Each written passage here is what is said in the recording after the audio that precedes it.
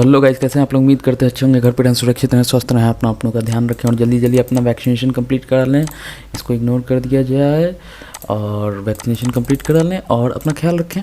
तो आज हम लोग बेसिकली किस वीडियो पे बात करने वाले हैं? आज हम लोग बात करने वाले हैं विप्रो विल्प पे। फिर से हम लोग विप्रो विल्प पे बात करेंगे और यहाँ पे एक थोड़ा सा इन्फॉर्मेटिव वीडियो होने वाला है विल्प कैंडिडेट्स को लेकर कि कैसे अपना वो बैकग्राउंड वेरिफिकेशन का जो मेल आता है वो करें, कैसे उसको फिल करेंगे। एक एक डिटेल पे हम लोग, हर डिटेल पे हम लोग बात करेंगे और उनको प्रैक्टिकली दिखाएंगे कि कैसे किया जाता है।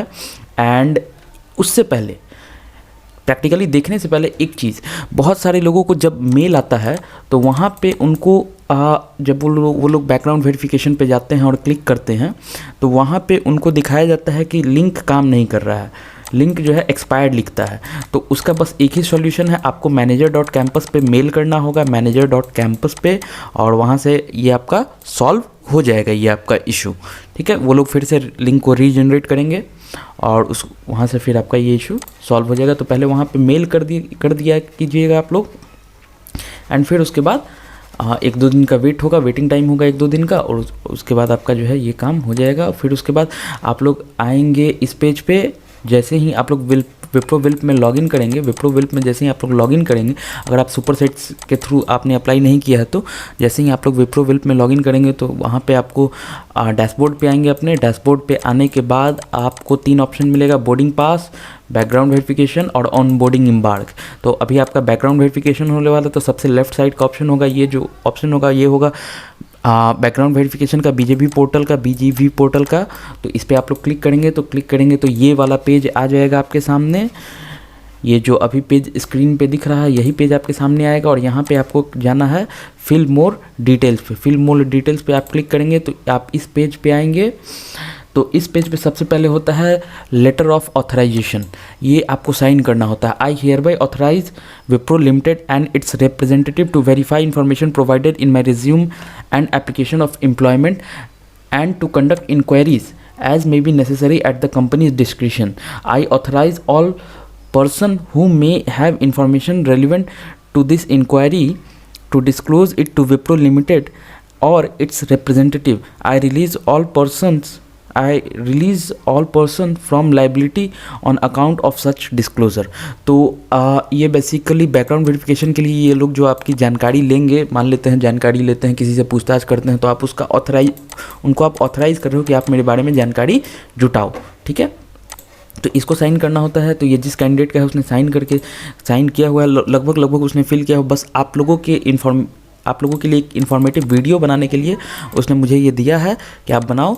तो सारा जो भी डिटेल है उसका हम छुपा दे रहे हैं एंड वहाँ पे हम आपको बेसिकली दिखा देंगे कि क्या क्या आपको फिल करना है। नीचे आओगे तो यहाँ पे आपको अपना साइन का नाम दिख जाएगा, देन फिर नेम इन कैपिटल लेटर दिखेगा और उसके बाद जिस दिन आपने साइन किया है वो आपको दिखेगा। ठीक है, यहाँ से आप नेक्स्ट के पेज पे क्लिक करोगे तो यहाँ पे आपको पर्सनल डिटेल दिखेगा। सो पहले आपको फर्स्ट नेम फिल करना है, देन लास्ट नेम, नेशनैलिटी अपना, देन फिर जेंडर आप चूज़ नहीं कर पाओगे, फिर डेट ऑफ बर्थ देना है, मार्शियल स्टेटस देना है।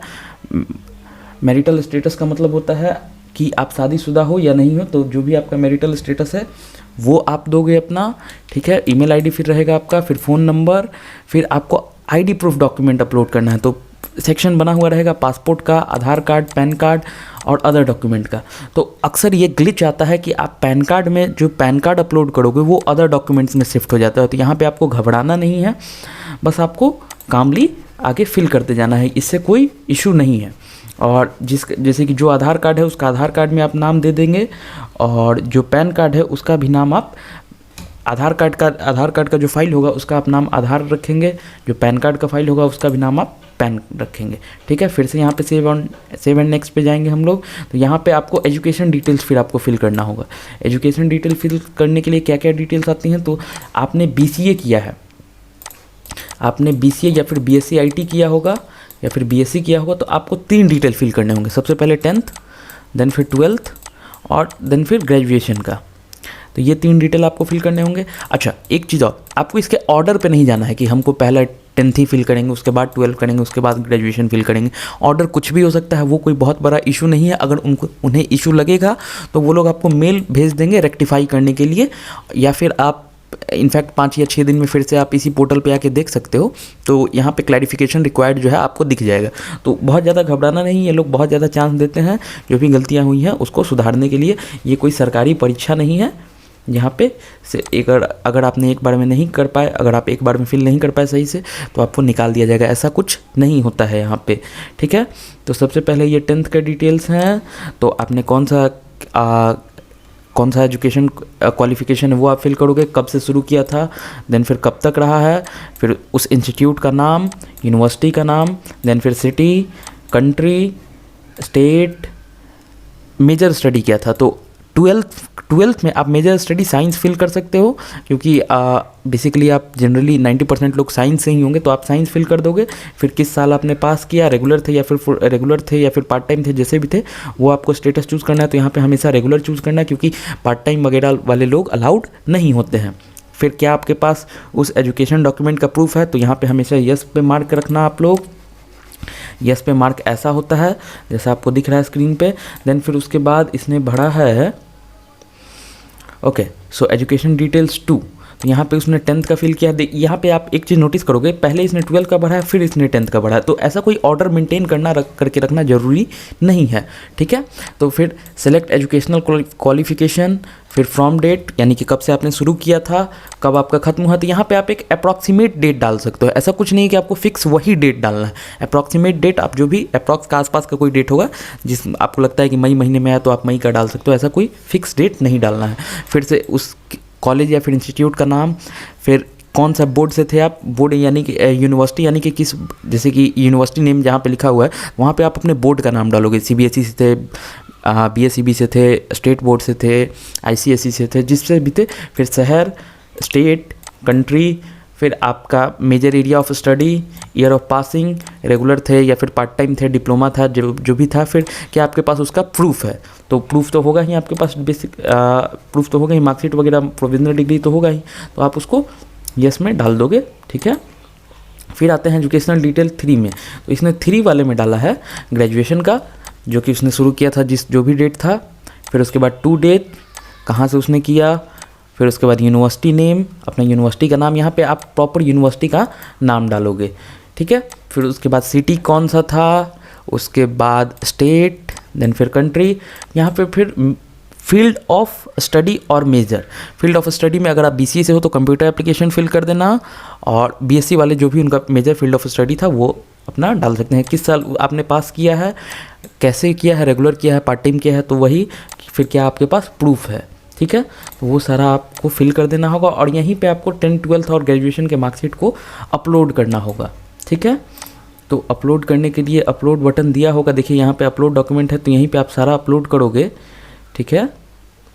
यहीं पे आप सारा अपलोड करोगे। देन फिर सेव एंड नेक्स्ट पे हम लोग जाएंगे। फिर ये वर्क एक्सपीरियंस, तो क्योंकि ये आपने विल प्रोग्राम के लिए अप्लाई किया, वर्क इंटीग्रेटेड लर्निंग प्रोग्राम के लिए अप्लाई किया है, तो इसमें कोई सा भी वर्क एक्सपीरियंस का रिक्वायर्ड नहीं होता है। अगर आप फ्रेशर हो तो सीधे यहाँ पे नो कर दोगे, अगर आप एक्सपीरियंस हो तो यहाँ पे यस करोगे, फिर टोटल वर्क एक्सपीरियंस अपना डालोगे और ये सारे डिटेल्स को फिल करोगे, ठीक है।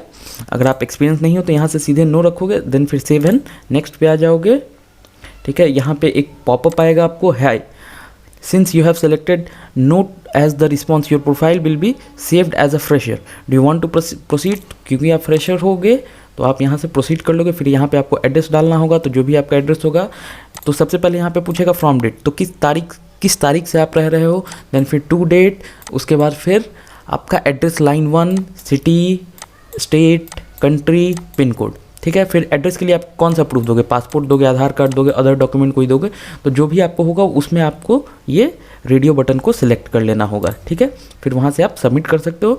बस यही है, तो बहुत आसान है। आप बैकग्राउंड वेरिफिकेशन कर सकते हो। अगर आपका लिंक ब्रोकन है तो आप manager.campus पे मेल करो, आपके लिंक को ठीक कर दिया जाएगा।